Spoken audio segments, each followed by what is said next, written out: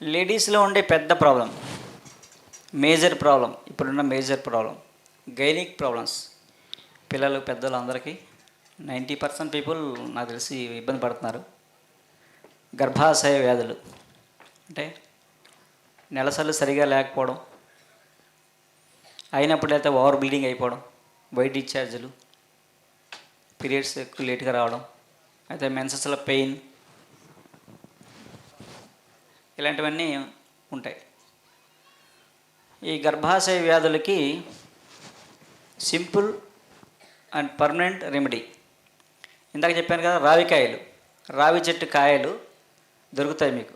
కాయలు తెచ్చుకొని, రాలిన కాయలు, బాగా ముగ్గు రాలిన కాయలు తెచ్చుకొని 100 గ్రాములు రావికాయలు, 100 గ్రాములు పట్టుకు వెళ్ళాం, పొడి చేసేసి రోజు పొద్దున్న 1/2 చెంచా, రాత్రి 1/2 చెంచా, ఒక 40 రోజులు ఏదైనా సరే మండలం వాడితే, ఏదైనా సరే ధ్యానమైనా దీక్ష అయినా మందైనా 40 రోజులు ఎందుకు పెట్టారంటే 40 రోజులు చేస్తే ఇంకా మనం దానికి అలవాటు అయిపోతాం, ఎడిట్ అయిపోతాం.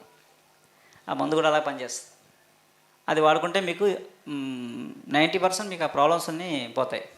ఇంకా ఇంతకన్నా అసలు ఏంటంటే పీరియడ్స్ టైంలో 3 days, పీరియడ్స్ టైంలో 3 రోజులు జిల్లేడు పాలు, బెల్లం ఉంటుంది కదా, బెల్లం, నల్ల బెల్లం ఇంత ఉండ చేసి కన్నం పెట్టి, కన్నంలో జిల్లేడు పాలు ఒక చుక్క వేసి కన్నం మూసి ఆ 3 days రోజుకో ఉండ మింగితే మీకు గర్భాశయ వ్యాధులన్నీ, ఈ ఫైబ్రాయిడ్స్ అని, సిస్టులని ఇవన్నీ పోతాయి.